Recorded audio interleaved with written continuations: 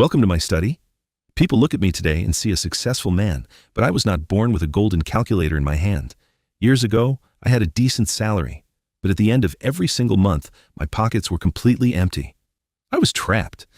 Today, I am giving you the exact Cliff Notes version of how I mastered my money, so you can save dozens of hours of trial and error. We will cover my exact budget, my negotiation secrets, and the math behind protecting your hard-earned wealth. This is my personal money masterclass. Picture this. Imagine you just spent a hard month at work, putting in long hours.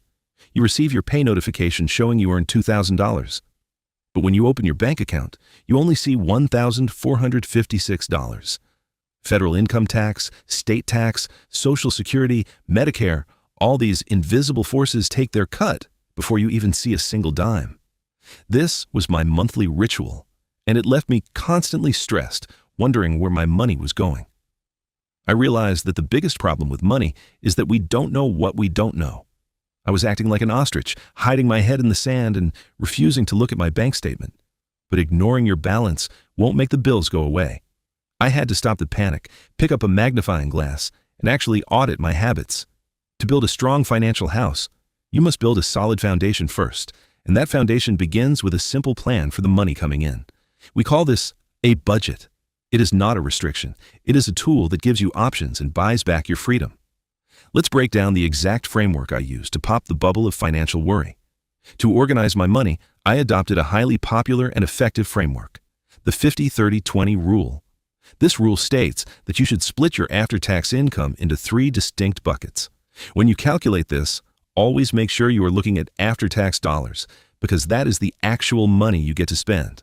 Let me show you how this looks on a standard monthly income of $3,000. First, we have our needs, which should take up no more than 50% of your income. This includes your absolute necessities to survive, your rent, your groceries, and your transportation costs. In our $3,000 example, your needs target is exactly $1,500. If your needs are currently costing you more than half of what you bring home, your budget is out of balance. Next is your wants bucket, capped at 30% of your income. These are things that are nice to have, but not strictly necessary for survival. This is your lifestyle spending, going out to eat at restaurants, watching movies, and traveling. For our $3,000 budget, this gives us a maximum of $900 for lifestyle choices. Finally, the most critical bucket, 20% allocated strictly to savings and investments. On a $3,000 income, that means saving $600 every single month. This is the money that builds your future, secures your retirement, and funds your long-term goals. But when I first did this math, my needs were taking up 59% of my income, and I was only saving 14%. I had to make a change. To bring my needs bucket down to 50%, I started with my utility bills. While you cannot easily change your rent mid-lease, you can negotiate your daily expenses. I called my cell phone and home internet providers. I told them, I'm trying to stick to a strict budget, and this is currently too expensive. Because companies would rather keep you than lose you to a competitor, they offered me lower-priced promotional plans. All I had to do was ask. Let us pause for our first quick assessment. Look at the whiteboard. What percentage of your after-tax income should go toward your needs? Write your answer in the comments right now to lock in this lesson. Let us see who gets it right. Next, I attacked my grocery bill. I did this by looking for discounts and shopping at different local stores. But my biggest secret weapon was a concept called per-unit pricing. This metric tells you exactly how much you are paying per ounce, per pound, or per item. It strips away the flashy marketing and shows you the true cost of what you are buying. For example, when buying staple items like laundry detergent, a smaller bottle might look cheaper on the shelf. But when you look at the per-unit price, the larger bottle is often much cheaper per usage.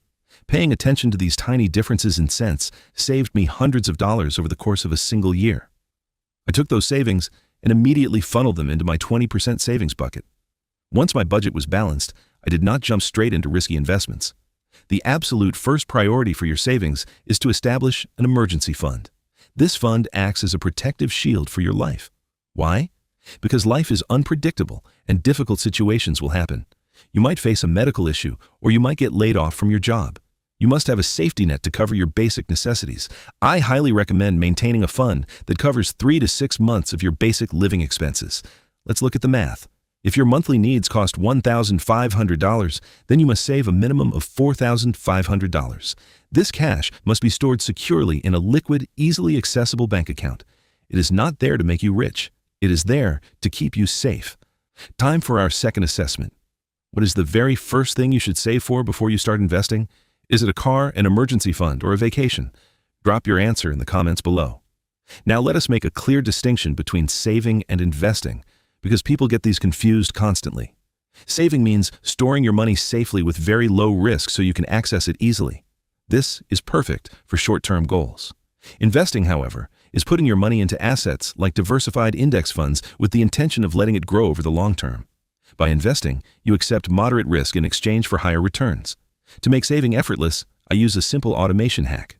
I set up separate savings accounts for my different goals, one for my emergency fund, one for a future vehicle, and one for travel. Most banks allow you to set these up for free. Then, the moment my monthly income arrives, it is automatically redirected into these different accounts. It takes the decision-making and temptation completely out of my hands. My friends, building wealth is not about having a high income. It is about how well you manage the money you have. By practicing these basic habits, budgeting with the 50-30-20 rule, negotiating your bills, and establishing your emergency fortress, you are taking control of your future. Do not wait for a perfect salary to start. The best time to start was yesterday. The second best time is right now. If this lesson helped you understand the power of a balanced budget, subscribe to the Academy. Share this video with someone who needs help managing their money and tell me in the comments, what percentage of your income is currently going toward your needs? Let's start the conversation. I will see you in the next unit.